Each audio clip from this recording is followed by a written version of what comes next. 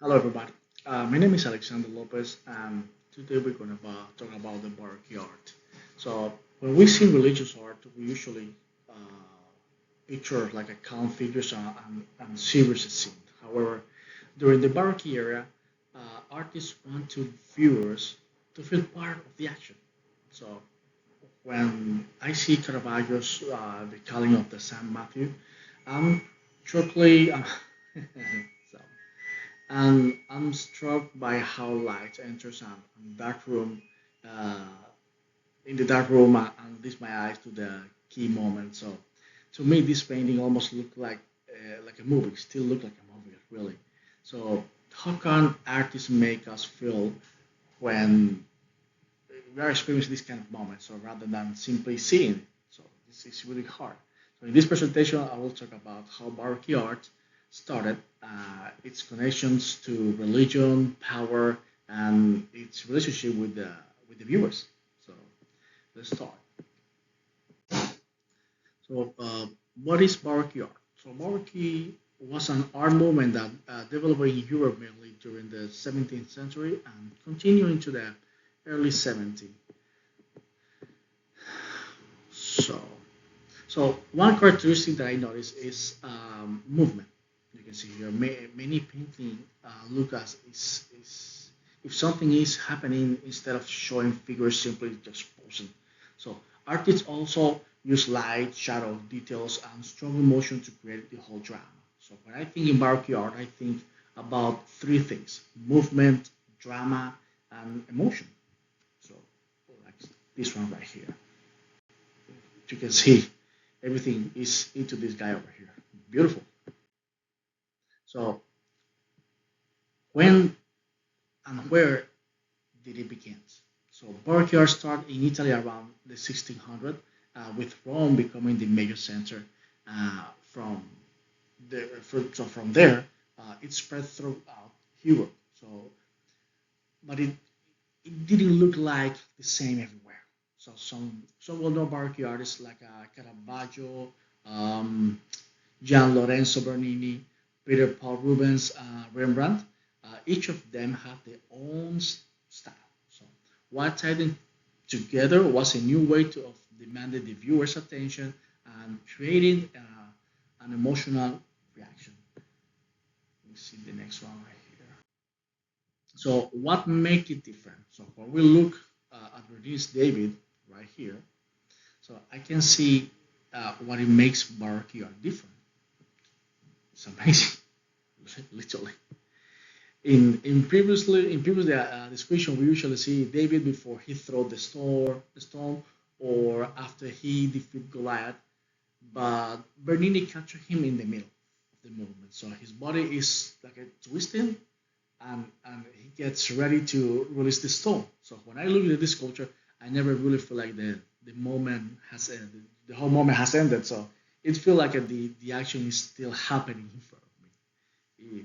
I didn't, I never see that before. So it's the first time studying this. Like I'm into it. So it's I'm seeing way different right now.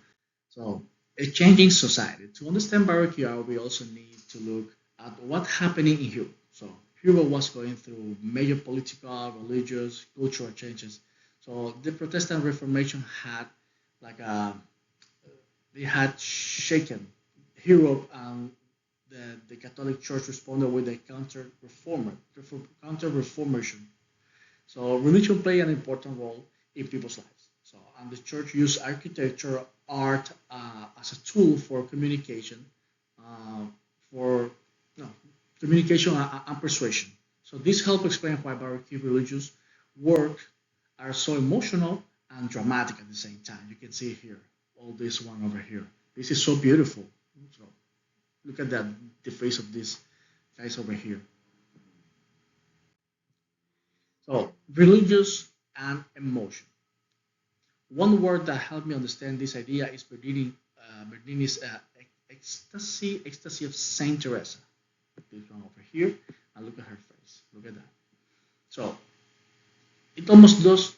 It didn't look like an ordinary sculpture, but it used architecture, sculpture, and light to create a religious experience around Saint Teresa. So her face, her body show a powerful emotion. So to me, this shows how Baroque art connect all the emotion and religions. The entire space was designed to make viewers feel part of the whole experience, literally. Mm.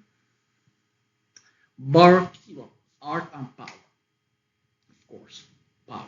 So Baroque art could also express power. Rulers, important militaries, and popes use huge buildings, sculptures, and paintings to show their wealth and authority. So Bernini worked for different popes in Rome. I was involved with projects related to the Vatican. So when we look at St. Peter's Square, look at right here. When we look to St. Peter's Square, I so I forgot about the tourists that visit it every year, but how most people have felt when they saw it like a back then. So right now it's huge, it's beautiful, but back then is unbelievable. So everything is oversized and designed to make you feel small. So this helped me to understand how art can send a message of power. So even now, it's huge and beautiful. You imagine back then? So unbelievable. So what came before? Before Baroque art came the Renaissance and the Modernism. So Renaissance artists value balance, look like to ancient Greece and Rome for proportion. Baroque art artists learn from these ideas to because to change them a little bit. So Annibale Carracci studied the Renaissance master who are looking for more natural ways to represent light, movement, and the human body.